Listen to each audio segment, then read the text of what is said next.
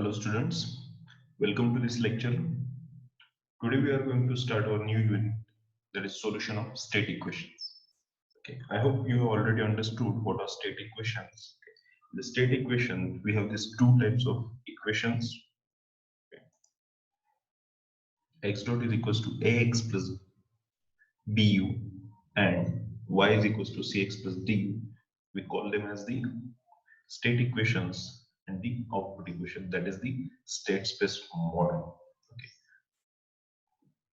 So when we convert the state space model into the transfer function, when we convert the state space model into the transfer function, we know we have this particular relationship, that is transfer function is equals to C in bracket Si minus A bracket inverse into B plus B.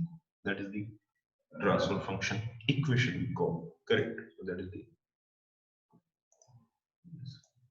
C in bracket Si minus A bracket inverse into B plus D. Okay. Okay. That is equals to the transfer function, that is y divided by u. Okay. That is our transfer function. Correct. Now, if I use this Si minus A inverse as 1 by Si minus A, okay, that makes the same sense, correct? It does not change meaning, correct? So let's do this. Okay. So what we can have, we will get, if you simplify this, we will get the common denominator to the whole equation, correct? So we'll get one polynomial in the numerator, and in the denominator, we'll get this Si minus A, correct? Si minus A in the denominator of the transfer function. So from the denominator of the transfer function, we know what we call it as the denominator polynomial of the transfer function. It is our characteristics equation. So it is our characteristics equation. So mod of Si minus A is characteristics equation, and that will give us what? That will give us the location of poles. That will give us the location of poles, so we can gauge the location of poles and comment on the stability of the system. Correct. So that's why the characteristics equation is very, very much important. That is also gives the information about the performance of the system. Correct. So in the discrete system or the digital control system, okay, we'll use the Z variable. So it will be mod of Zi minus A equals to 0 will be the characteristics equation. Okay, will be the characteristics equation. Now the solution of the characteristics equation gives us the poles, correct? And the solution of the characteristics equation, it's also giving us for the discrete state space model for the digital system, the state space model gives us the eigenvalues for the matrix A. This gives the eigenvalues of the matrix A. So from this relationship, we can also say the poles are equal to the eigenvalues. Correct. Poles are equal to the eigenvalues because the matrix A is our system matrix. Okay, matrix A is system matrix. Okay. So if you have the conditions that we can see here. Okay.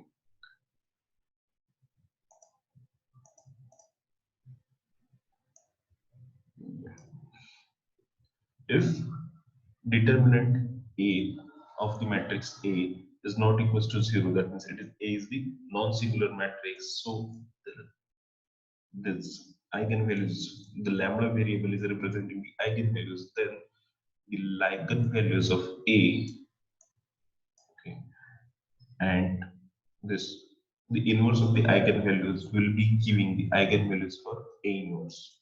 Okay, will be giving the eigenvalues for A inverse. Okay, so if A is the non-singular matrix and has this as the eigenvalues, then the inverse of the eigenvalues gives us the inverse of the gives the eigenvalues for the inverse of matrix A. Okay. Eigenvalues of A and eigenvalues of transpose of A are same. are same, then A is the real matrix. If A is the real symmetric matrix, then all its eigenvalues are real. Okay, all its eigenvalues are real. And this is important. Okay, if n by one vector, okay, n by one dimensions vector vi, which satisfies this equation, which satisfies the equation. Okay. Vi is the vector. Vi is the vector with the dimension n by 1, the dimension n by 1. Okay. So E is our state matrix. Vi is the ith vector. Okay. Then for lambda I denotes the eigenvalue. Okay. And it will be denoted by the eigenvector of A. Okay. It will be denoted by the eigenvector. So it will give us the eigenvector. Okay. If the eigenvalues are distinct, they can be solved directly, okay, from this particular equation.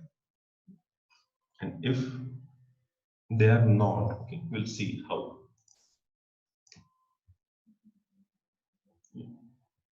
So we'll see what are the properties of the eigenvectors. Eigenvector cannot be null vector. Okay. All the terms in it cannot be zero. All the terms in it cannot be zero. Okay. If eigenvector Vi is the eigenvector of A, then m into Va. Okay. Then m into A. What is m? M is a scalar multiplier here. Okay. So any scalar multiplier with the eigenvector Vi, okay, this particular product will also be eigenvector of A. Will also be eigenvector of A. Okay. If A has n distinct eigenvalues, then n eigenvectors are linearly independent. You must have understood this in your mathematics classes also. So this is just the revision for it. So if, okay, let's consider this. What we have seen up till now is for the if n by n matrix of A are having the n eigen distinct values. Okay. Now if eigenvectors for the repeated eigenvalues, then what? Okay. If we have the repeated eigenvalues, okay, with r number of repeated eigenvalues and n is the order of the matrix n, then we'll get the d times of the eigenvectors, and to find this, okay, we need to use this degeneracy or the derivatives for it. Okay, we are going to see this later in the one example. Okay.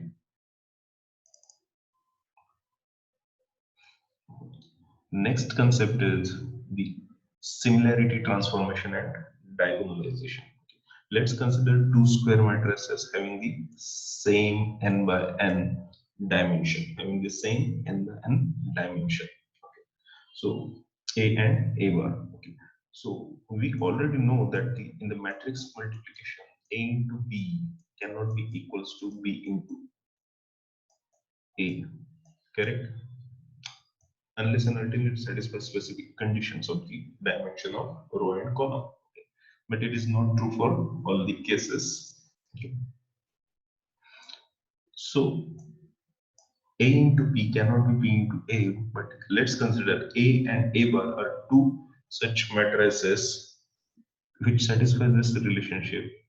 A into B equals to P into A bar.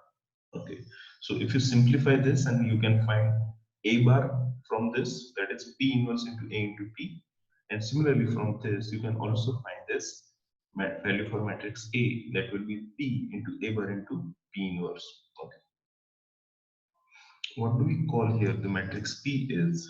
Okay, the non-similar matrix P, here it is called as the similarity transformation matrix, or as the transformation matrix. Okay.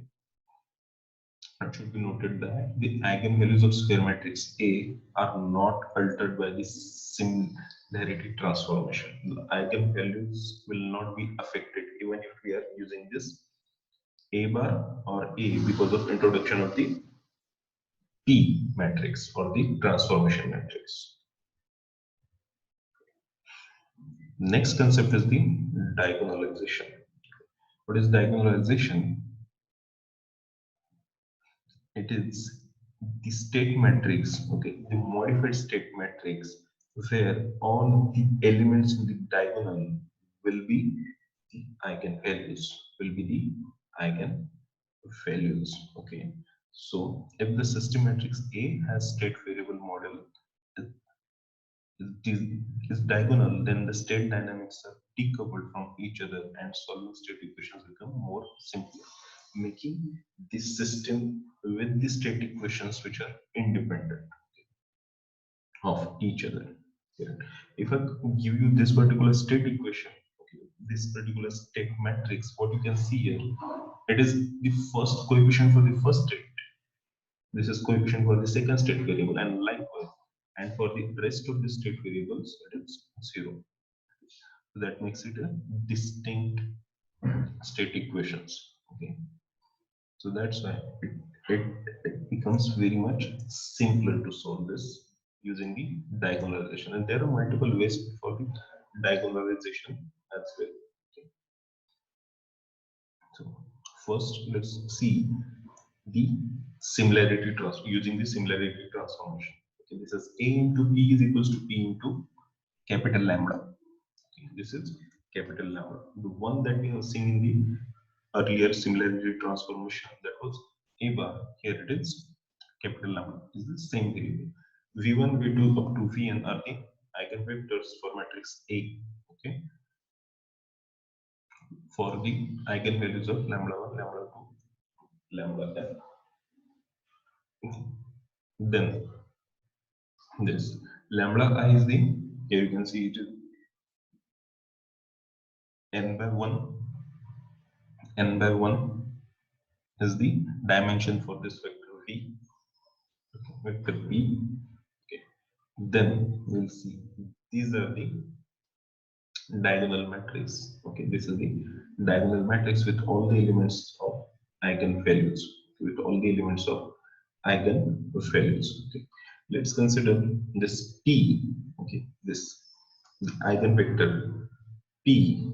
Okay, in the state model. Okay, and it is being transformed from x to z or x to s, okay, or x to z in continuous domain or in the discrete domain. You can consider this as the x dot as well. So that doesn't change the meaning. So if I'm transforming x variable or the x states into the new state variables, that is z, okay. So the relationship between them is x is equals to p into z. X is equals to p into z. So from this relationship, I can get the new state variable as z is equals to p inverse into x, p inverse into x. So whatever the state equations are here, okay, as x dot is equals to x plus pu, now I have to rewrite it in the form of z. Okay, so I'll just put this transformation here. We can do the simplification. So I will get z dot is equals to p inverse a into p z, because x is p into z plus b into u of k. This p inverse will be there, will p inverse into b u of k. Okay, so here you can call this p inverse into a into p as the capital lambda. Okay, because we have obtained it through the similarity transformation or the a bar, correct, or the a bar that we have already obtained. So that transforms the already state variables x into the new state variables z. Okay. So this is it for today's lecture. We'll continue in next class.